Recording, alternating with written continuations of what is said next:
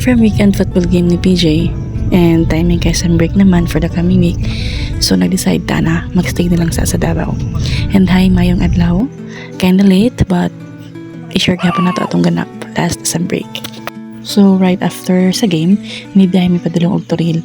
Kay naman ito ako ang nanay and nag-visit sa tas akong auntie and sa akong igagaw. Mga igagaw di ay. If given a chance na makarest or makatravel, take the opportunity. Kaya dili sa tanang panahon is pakigayong taog lakaw.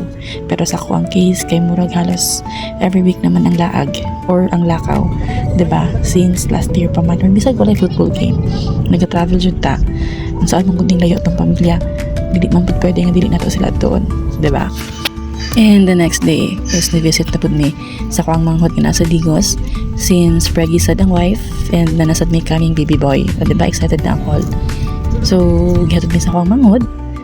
Pasalamat jud na nga natay manghod nga dili lang masangpit o anytime maulalay sad sa ato. So sa ginaingon, kalabanan na ang tanan. Ayaw lang jud ang imong mga igsuon. Kay walay laing mutabang sa imuha kundi ang ato lang mga igsuon. Tama, di ba? And I know na imo kontra kay dili ta no igsoon is nagkasinabot or nagtinabangay. Na uban is walay pakialam or na kanya-kanyang kinabuhi. And the most important thing is importante buhi.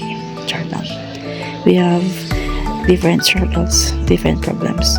And depende na po na sa ato kung saan nato sila pag-handle.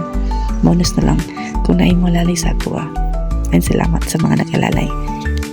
So this time is nanganap ta sa Digos. I think sa video is ika 3 days na naman ni Dria and waiting na misa mong sundo. So, nagbanding ang girls. Excited kaya sila katulad na sila babae may gagaw. And waiting na po mi sa mo ang baby boy. So, mauto medyo taas-taas naman and happy tayo sa naman ng video. Salamat sa pagtanaw. Always remember, napatayo ng camping.